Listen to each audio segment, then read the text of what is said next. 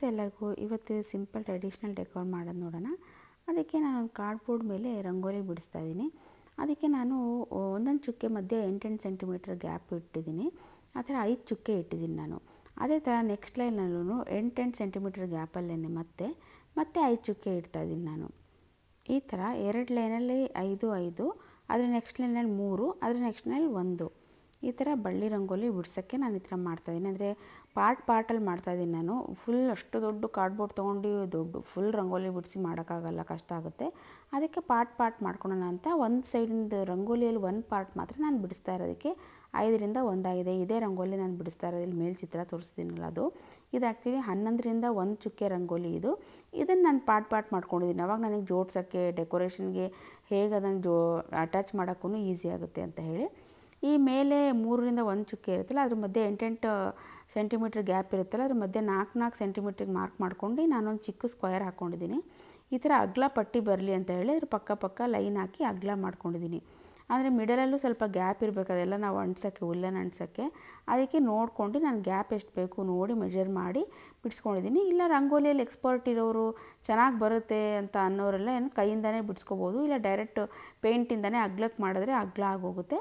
ನನಗೆ ಅಷ್ಟು full expert ಇಲ್ಲ ನಾನು. ಅದರಲ್ಲೂ ಈ ಚುಕ್ಕೆ ರಂಗೋಲಿ ಅಂದರೆ ಸ್ವಲ್ಪ ಕಷ್ಟನೇ, ಅಂದರೆ ಬಳ್ಳಿ ರಂಗೋಲಿ. ಅದಕ್ಕೆ ನಾನು ಮೆಜರ್ ಮಾಡಿ ಈಕ್ವಲ್ ಆಗಿ ಬರಲಿ ಅಂತ ಹೇಳಿ ನೀಟಾಗಿ ಮೆಜರ್ ಮಾಡಿ ನಾನು ಸ್ಕೇಲಿಂದ ಎಲ್ಲ ಹಾಕಿ ಬಿಡಿಸ್ಕೊಂಡಿದ್ದೀನಿ ರಂಗೋಲಿನ. ನೋಡಿ, ಇದು ಮಿಡಲ್ 3ರಿಂದ 3 ಮತ್ತು ಇದು 5, ಈ ಥರ 4 ಪಾರ್ಟು, 4 ಇದು, ಮತ್ತು ಮಧ್ಯದಲ್ಲಿ ಅದು 3ರಿಂದ 3 ರಂಗೋಲಿ ಆ ಥರ ಬಿಡಿಸಿ ಅದನ್ನು ಕಟರಿಂದ ಕಟ್ ಮಾಡಬೇಕು. ಎಡ್ಜಸ್ ಎಲ್ಲ ಒಳಗೇನು ಕಟ್ ಮಾಡೋ ಅವಶ್ಯಕತೆ ಇರೋಲ್ಲ, ಹೊರಗಡೆ ಎಡ್ಜಸ್ ಮಾತ್ರ ಕಟ್ ಮಾಡಬೇಕು. ಆಮೇಲೆ ಜೋಡ್ಸ್ ನೋಡಿದಾಗ ನೋಡಿರಿ ಈ ಥರ ಈಕ್ವಲ್ ಆಗಿ ಬರಬೇಕು.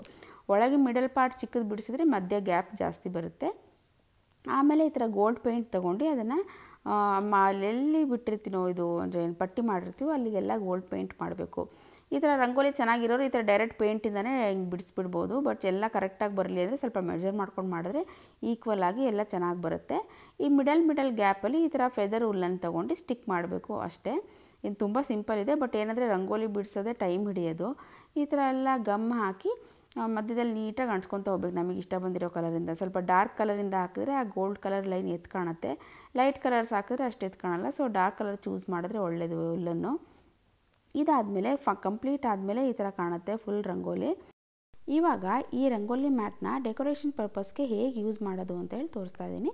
ಅದಕ್ಕೆ ಆ ಕಾರ್ಡ್ಬೋರ್ಡ್ ಅದನ್ನು ರಂಗೋಲಿ ಮ್ಯಾಟ್ನ ಉಲ್ಟಾ ಮಾಡಿ ಅದಕ್ಕೆ ದಾರ ಅಂಟಿಸ್ತಾ ಇದ್ದೀನಿ. ಹಾಟ್ ಗ್ಲೂ ಯೂಸ್ ಮಾಡಿನೇ ದಾರ ಅಂಟಿಸ್ತಾ ಇದ್ದೀನಿ, ಇಲ್ಲ ಬೇರೆ ಗಮ್ಮು ಹಾಕಿ ಯೂಸ್ ಮಾಡ್ಬೋದು, ಗಟ್ಟಿ ಇರುತ್ತೆ ಅಂತ ಹೇಳಿ ನಾನು ಹಾಟ್ ಗ್ಲೂನೇ ಯೂಸ್ ಮಾಡ್ತಾ ಇದ್ದೀನಿ. ಚೂರು ಉದ್ದ ದಾರ ಬಿಟ್ಕೊಳ್ಳಿ, ಇಲ್ಲ ನಾನು ಸ್ವಲ್ಪ ಚಿಕ್ಕದಾಗಿ ಹೋಗಿದೆ. ಚೂರು ಉದ್ದ ಬಿಟ್ಕೊಂಡ್ರೆ ಕಟ್ಟೋಕ್ಕೆ ಎಲ್ಲದಕ್ಕೂ ನಮಗೆ ಇನ್ನೂ ಈಸಿ ಆಗುತ್ತೆ. ಇವಾಗ ನಾನು ಈ ಗ್ರೀನ್ ಬ್ಯಾಕ್ಗ್ರೌಂಡಿಗೆ ಅದನ್ನು ಕಟ್ಟೋದು ತೋರಿಸ್ತಾ ಇದ್ದೀನಿ. ಆ ಗ್ರೀನ್ ಮ್ಯಾಟಲ್ಲಿ ಅದು ತೂತ ಇರುತ್ತೆ, ಅಂದರೆ ನೆಟ್ ಥರ ಇರುತ್ತೆ. ಸೊ ಆ ದಾರನ ನೆಟ್ ಒಳಗಿಂದ ಹಾಕಿ ಹಿಂದೆ ಹೋಗಿ ಕಟ್ಟಬೇಕು. ಗಂಟು ಹಾಕ್ಬಿಟ್ರೆ ಆಯಿತು, ಫಿಕ್ಸ್ ಆಗುತ್ತೆ ನೀಟಾಗಿ. ಅದೇ ಥರ ನಾನು ಎಲ್ಲ ಪಾರ್ಟ್ಸ್ನೂ ಹೋಗಿ ಫಿಕ್ಸ್ ಮಾಡ್ಕೊಂಡಿದ್ದೀನಿ. ಈ ಗ್ರೀನ್ ಮ್ಯಾಟು ಸ್ಟ್ಯಾಂಡ್ ಲಿಂಕ್ ಬೇಕಂದರೆ ಕಮೆಂಟ್ ಮಾಡಿ, ಎಲ್ಲ ನಾನು ಹಾಕ್ತೀನಿ. ಈ ಪರ್ಲಿಂದು ಡೋರ್ ಹ್ಯಾಂಗಿಂಗು ನಾನು ಆಲ್ರೆಡಿ ವಿಡಿಯೋ ಮಾಡಿ ಹಾಕಿದ್ದೀನಿ, ಅದನ್ನೇ ನಾನು ಯೂಸ್ ಮಾಡಿದ್ದೀನಿ ಇಲ್ಲಿ. ಈ ಪರ್ಲ್ ಹ್ಯಾಂಗಿಂಗ್ ಹೇಗೆ ಮಾಡಿದೆ ಅಂತ ನೋಡಬೇಕಂದ್ರೆ ನಾನು ಹಳೆ ವಿಡಿಯೋ ಚೆಕ್ ಮಾಡಬೇಕು, ಲಿಂಕ್ ಬೇಕಂದರೆ ಹಾಕಿರ್ತೀನಿ. ಇದು ಕಂಪ್ಲೀಟ್ ಲುಕ್ ಹೇಗೆ ಕಾಣ್ತದೆ ನೋಡಿ. ಈ ಡೆಕೋರೇಷನ್ ನಾವು ಎಂಗೇಜ್ಮೆಂಟ್ಗೆ, ಬಳೆ ಶಾಸ್ತ್ರಕ್ಕೆ, ಈ ಥರ ಯಾವುದಕ್ಕಾದ್ರೂ ಯೂಸ್ ಮಾಡ್ಬೋದು. ಹಾಗೆ ನನ್ನ ಚಾನಲ್ ಸಬ್ಸ್ಕ್ರೈಬ್ ಮಾಡೋದು ಮರಿಬೇಡಿ. ಮತ್ತೆ ನೆಕ್ಸ್ಟ್ ವಿಡಿಯೋದಲ್ಲಿ ಸಿಗೋಣ. ಬಾಯ್.